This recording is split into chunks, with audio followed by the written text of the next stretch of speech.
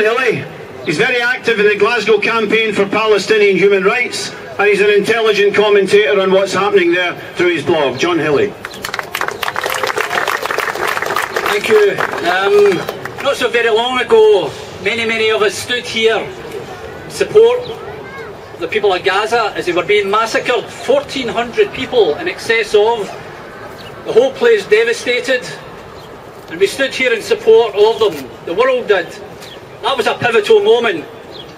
After that, Judge Richard Goldstone was tasked by the UN to go and investigate what had happened there. And his overriding conclusion was that Israel was guilty of war crimes, or should be indicted for war crimes. That was a pivotal moment.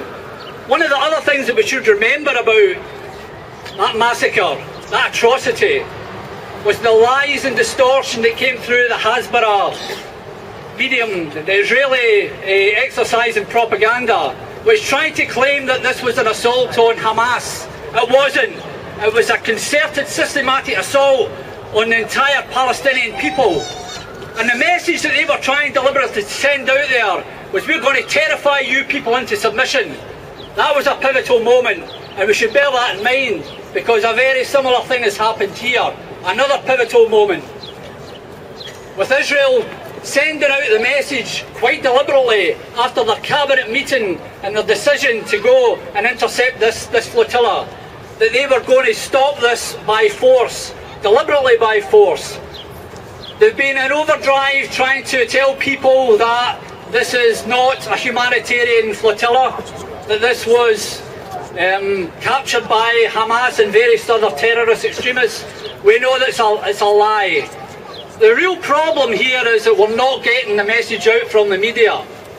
Up until at least Saturday, myself and a number of people had lobbied the BBC, where is this story about the flotilla? The story had been building, had been covered by other international media, nothing on the BBC, nothing until it actually happens. And when it does actually happen, when the brutality does take place, all we get is skewed propaganda, and as one or two of the previous speakers have said, a complete echo chamber from the BBC repeating almost verbatim what the Israeli propaganda forces are saying. And we also have the fact that this is a Turkish vessel sailing legally in international waters, flying a Turkish flag. Craig Murray said this morning, and he knows a bit about these things, that what they have done is effectively a declaration of war. And that Turkey, amongst others, has got the legitimate right to respond to this. The question now is, what will our political elite do, if anything? You know, I've written to Nick Clegg this morning, written to the BBC, many people have written to their MPs, and it's important that we do that and we keep up the pressure. But we really have to intensify the things that we can do here in terms of the boycott, in terms of boycotting Israeli goods. That's the practical things that we can do. And from that, the campaign will grow, I'm quite sure. So this is fantastic, keep up the good work. It's great to see people out in such fantastic numbers, and I'm pretty sure that what we're seeing here is an unravelling of the terrorist Israeli state that thinks that it can ride roughshod over international law and international opinion. They've got nothing left but violence. This is what we have to bear in mind. They're out of ideas.